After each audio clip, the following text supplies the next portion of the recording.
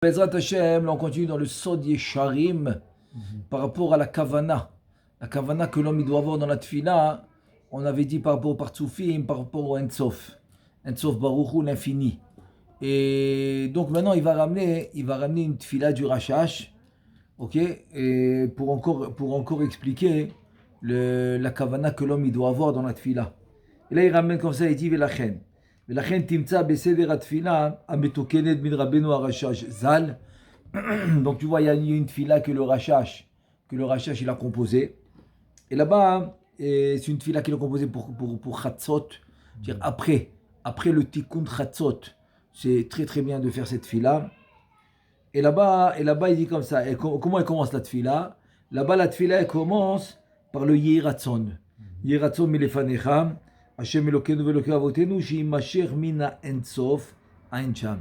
Que dans la tfila, il a dit Yehi Ratzon, que sa volonté soit que je puisse tirer les lumières du Ensof. Que je puisse tirer les lumières du Ensof.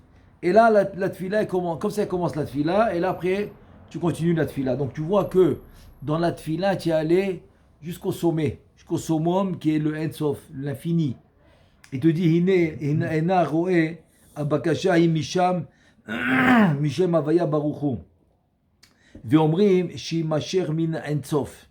Attends, mais dans le Yehi Ratzon, tu parles de Havaya, Yud Ke Vav Ke. Alors comment tu peux me parler de Yud Ke Vav Ke, que c'est, on va dire, c'est les 10 Sfirot. Après tu me dis Yehi Ratzon milefanecha Hashem, c'est Yud Ke Vav Ke. Et Elokeinu ve'Elokei avotenu shimasher mina ensof. Alors comment tu parles du ensof quand tu me parles des 10 Sfirot? Alors là, c'est une preuve.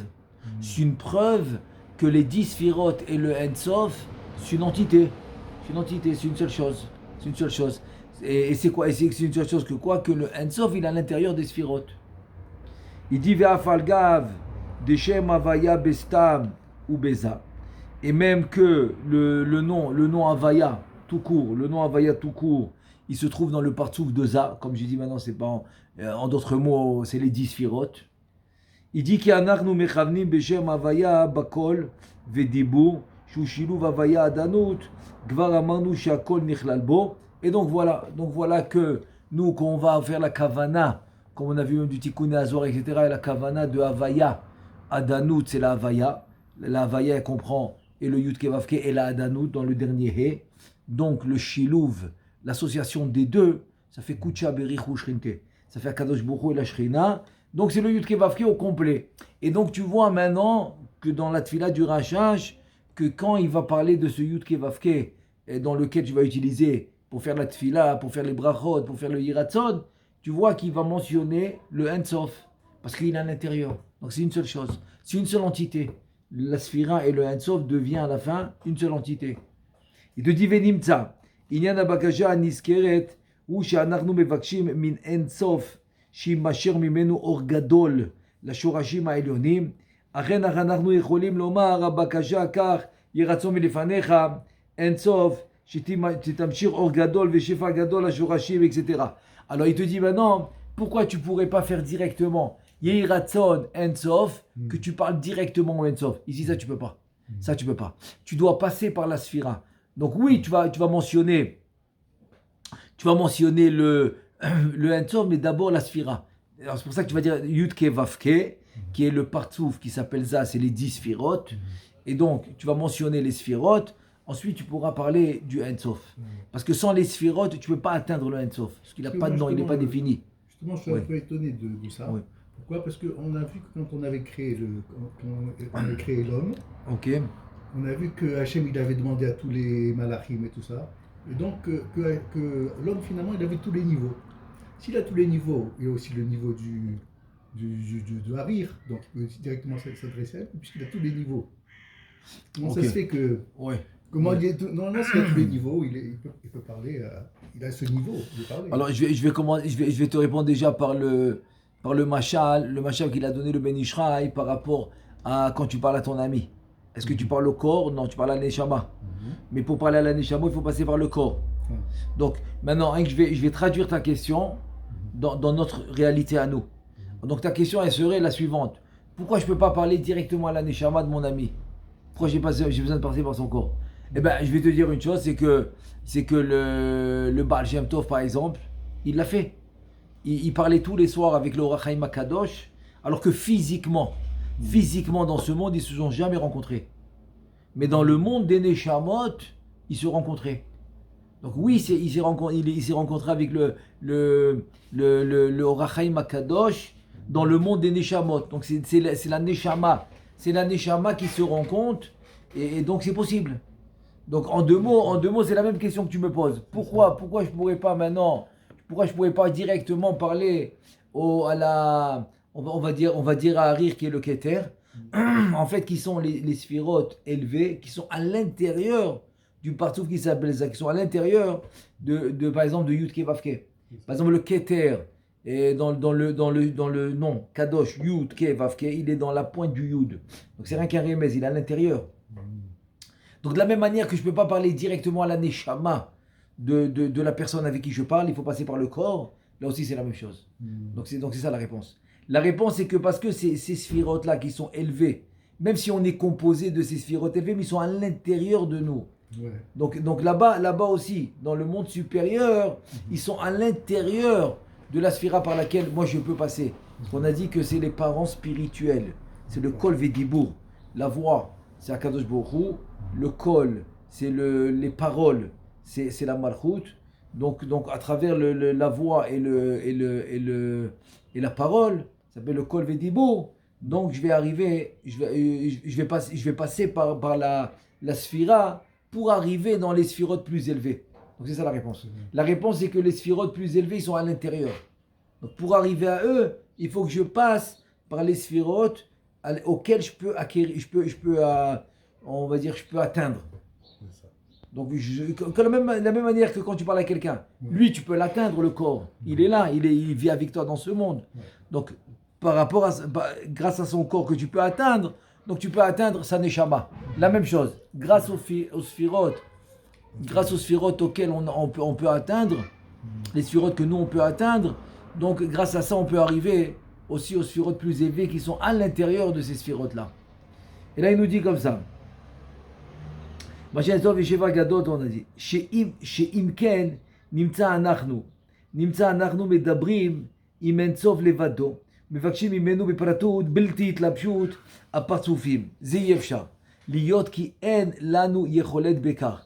אלא צריך שיהיה הדיבור והבקשה, אלא בחינת התלבשות בכל הפרצופים עד זכר ונקבה, שהוא סופה דכל דרגין, והתלבשות הזה הוא נכלל בשם הוויה ברוך הוא, שהוא קוץ היוד, וארבע אותיות שם הכוללים, מן אור אין סוף, דתמיר וגניז בכתר. Ad Zachar Venekeva. C'est-à-dire, il te dit, c'est parce que il y a pas, c'est impossible d'arriver directement au Ensof directement parce que c'est pas, on n'a pas de, on va dire, on n'a pas de connexion directe. Impossible de connecter directement.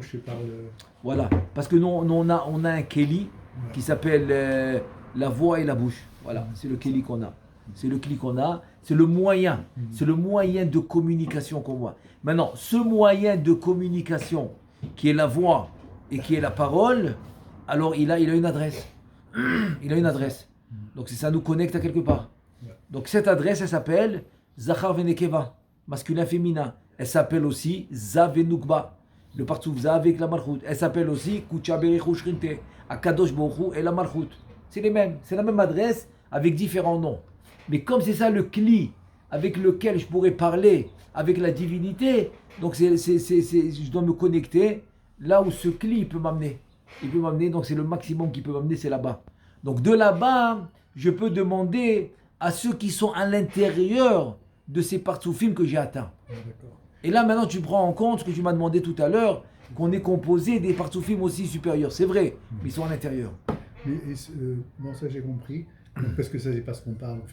Ouais. Mais quand on dit qu'il y a des tzadikim qui arrivent à monter dans les mondes supérieurs par la pensée et tout ça, qui arrivent à s'élever, ils arrivent jusqu'où? Alors, ils arrivent jusqu'à Abba Ve'ima. Et pourquoi? Et pourquoi eux, ils arrivent à un niveau supérieur on va dire, au peuple normal? Les tzadikim, ils arrivent à un niveau supérieur. Pourquoi? Parce que eux, leur neshama, dans la racine de leur neshama, ils ont un niveau supérieur.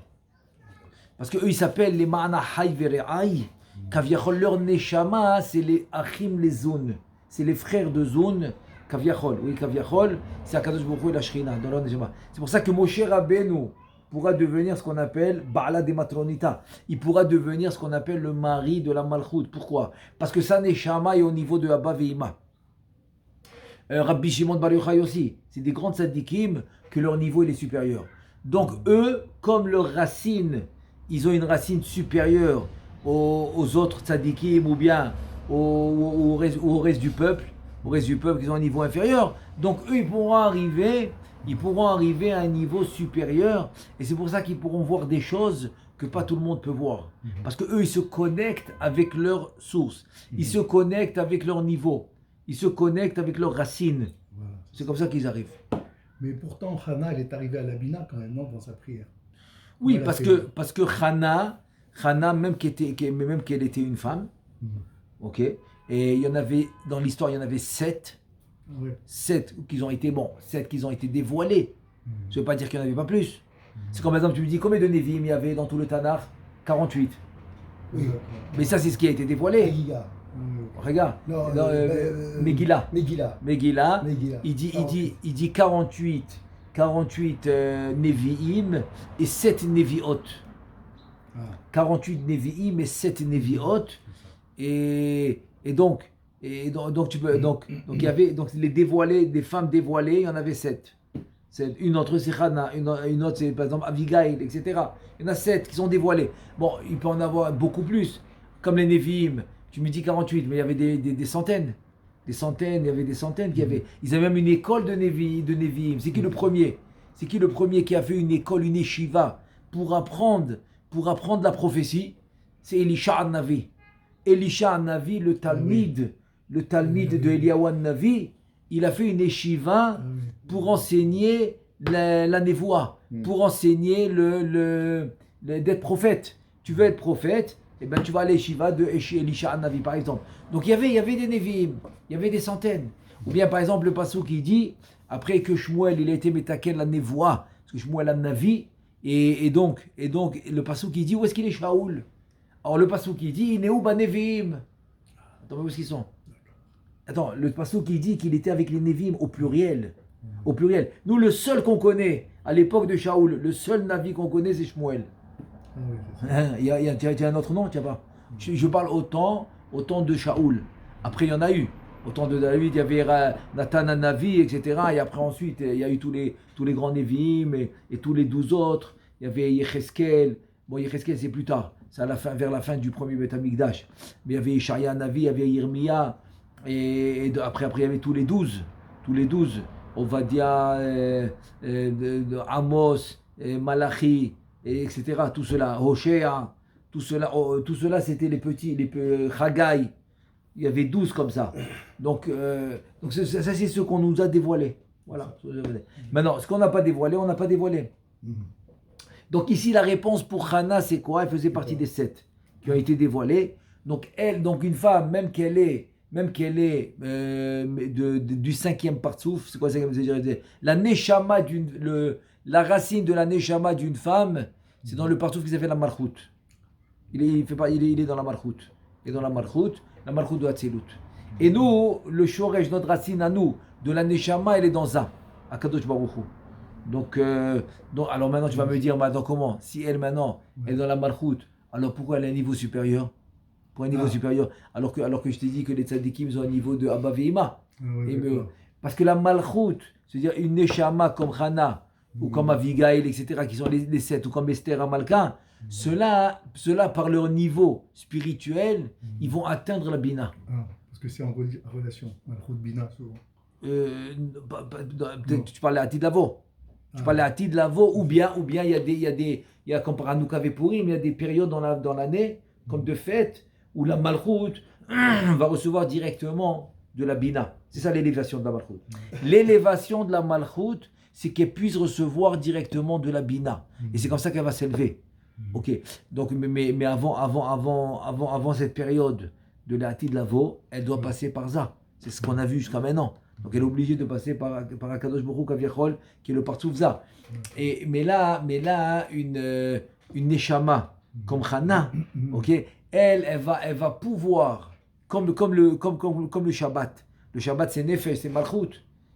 Quand tu fais les 6 jours de la semaine, le premier jour, c'est Chesed, c'est le plus haut. Et donc, le dernier jour, qui est le Shabbat, qui est le 7e, c'est Malchut, c'est le plus bas. D'accord. Mais comme la Malchut va atteindre elle va recevoir de la Bina, donc elle va s'élever au niveau de la Bina. Donc c'est pour ça que le Shabbat devient le jour le plus élevé de la semaine. Ah, c'est ça. Parce que ce jour-là qui s'appelle Shabbat, il va s'élever au-dessus de la Bina. Au-dessus du partouf qui s'appelle Za. Donc il va s'élever jusqu'à la Bina. Donc ces tzadékot-là qui sont mentionnés, alors eux, ils peuvent atteindre ce niveau de la Bina. C'est ça. C'est des exceptions, quoi. C'est des exceptions. Exact, bien sûr, des exceptions. Des exceptions. Bon, nous, on nous a mentionné 7 dans l'histoire, à travers l'histoire, mais ça ne veut pas dire qu'il n'y en avait pas d'autres. Ça ne veut pas dire qu'aujourd'hui, il n'y en a pas. Il y en a. Mais qu'eux, ils ont la racine des... Et maintenant, si tu me poses la question, pourquoi tu m'as mentionné que 48 ? Et pourquoi tu m'as mentionné dans les femmes, tu m'as mentionné que 7 ? S'il y en avait d'autres, pourquoi tu m'as mentionné que cela ? Parce qu'en fait, il faut savoir une chose, c'est que eux, ils vont être le shoresh de tous les autres. Maintenant, s'il y a des femmes aujourd'hui qui vont atteindre, par exemple, le niveau de la Bina comme Hannah, ou comme Esther, etc., ou comme Abigail, c'est parce qu'ils ont un shoresh de ces 7 Nevi'ot, de ces 7 prophétesses, comment on dit, prophétesses. Ouais, parce qu'eux, ils vont avoir une racine de ces 7. C'est-à-dire, tu ne peux pas trouver maintenant une femme, par exemple, elle aura un niveau, qui aura un niveau, par exemple, comme ces femmes-là, qui va être une autre racine, un autre shoresh, il n'y aura pas. C'est le niveau, le shoresh de tous, c'est ces 7. Et chez les Nevi'im, tous les racines, c'est 48. Ah, d'accord. Tous les racines, c'est 48. C'est le cas, c'est 48. C'est le même tête, c'est le 49. C'est 7 x 7. La ronde, c'est les 7 x 7 avec le kollel. Et pourquoi tu dois rajouter le kollel ? Parce que le Rabbeinu Chaim Vital et Rabbeinu du Harizal, c'est le kollel, c'est chesed. Donc il faut, donc kaviachol ici dans ces MMA, c'est relatif. Ce que je dis, c'est mamash relativité. Relativité, c'est ici le 49, kaviachol, c'est la lumière de plus qu'il aura pour avoir la névoie. Donc c'est pour ça que le kollel, c'est le chesed. Donc cette lumière de plus, c'est kaviachol, c'est le 49, c'est le kollel. Donc c'est comme ça qu'il faut avoir la névoie. Donc c'est pour ça qu'il y en a, on va toujours te citer dans le Tanar le Shoresh. C'est pour ça que mon Rav, Alav Shalom, il me disait par exemple, un exemple, que dans les Tehillim, tu vas retrouver ton personnage. Fais attention. Oui, obligatoire. Alors je dis, mais pas attends, je ne comprenais pas. Parce que finalement, après, j'ai compris. C'est que David Ameller, il a écrit ça avec Ruach HaKodesh. Et chaque fois qu'il y a un problème, qu'est-ce qu'on fait, Tehillim ? Tu dis pourquoi ? Peut-être que ma tefila personnelle. Peut-être c'est que les Tehillim pratiquement. Ouais. Alors voilà, alors pourquoi les Tehillim ? Si peut-être que ma tefila personnelle, elle peut être plus forte. Alors en fait, la réponse c'est que non. C'est que le shoresh de toutes les tefilot, de tout Am Israël, de toutes les neshamot, elles sont dans les Tehillim. Donc tu es obligé. Tu es obligé de retrouver ton personnage, par exemple, dans les Tehillim. La même chose dans le Tanar. On va parler toujours des racines, du shoresh. Bon, c'est pour ça pour expliquer l'histoire des Nevi'im, que tu vas en citer que 48, alors qu'il y en avait beaucoup plus. Ou chez les femmes, tu vas en citer que 7, alors qu'il y en avait plus, etc. Tu vas retrouver ton personnage ou ta situation, plutôt ? Non, ton personnage dans le sens... dans le... Ça me concerne. Exactement. Ça me concerne. Et tu Exactement. vois, c'est bizarre, ça me concerne ce que je lis là. Exactement.